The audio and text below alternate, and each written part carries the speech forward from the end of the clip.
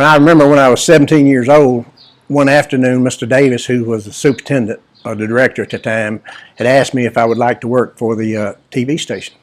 And they needed to know right then. I didn't have time to say yay or nay. I just had yes or no, you know. So I said, okay.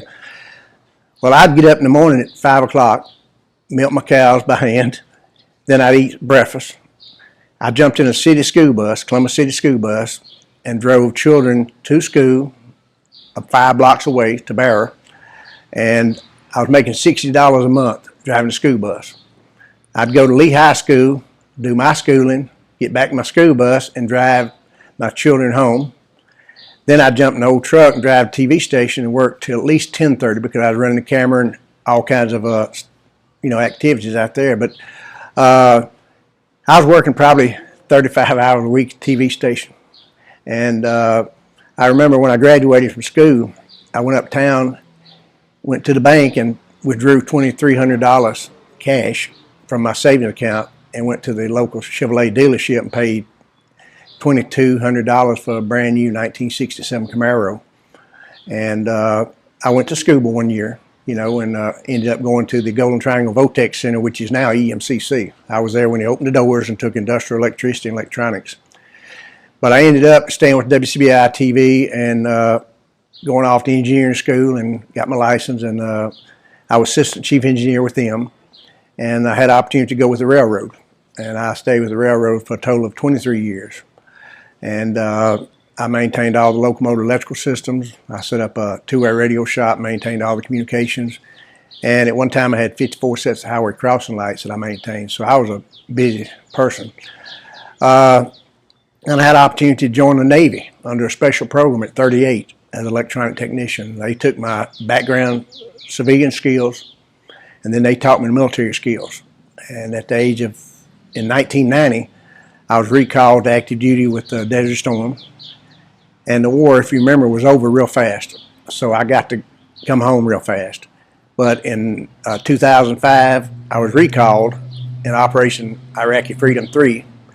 And I went to Iraq, and I wasn't so lucky. I did get injured, and I lost the left eye.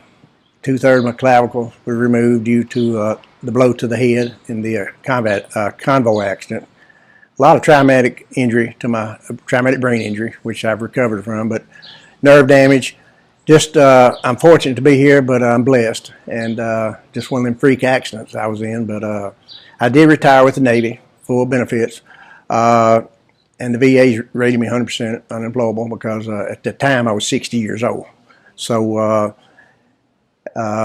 everything worked out real good there. I still have some issues that they did discover cancer last summer. We don't know if that's anything to do with Iraq or not, but we were exposed to a lot of stuff in Iraq. But I just learned to work hard and not give up, and I always studied. Every manual I could get, I studied. If they had one, I had one. If they only had one, I had one.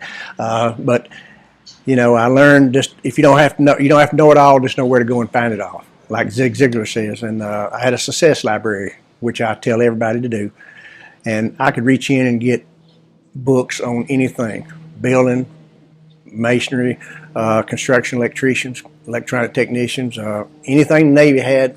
I tried to have one of, because that way I could fall back on it. And this saved me many times having to call somebody, because I could go in there and find it and fix it myself. Well, I think Palmer just, like I said before, give me the drive I needed to never give up. And the doors opened. I made a few changes, but they were all positive. I was asked to come. I didn't go asking them. And never burn a bridge.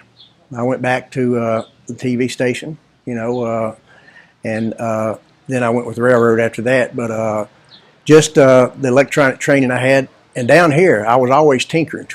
I'd tear stuff apart, build stuff. As I got older, I'd repair stuff, change out all kinds of electrical stuff. So I took that into the civilian world with me, and just made it work. And as I got older, I realized that I needed to invest for the future. So I started planning ahead. And when I got hurt in Iraq, all that came home. All the my retirements, everything really paid off. So I'm blessed.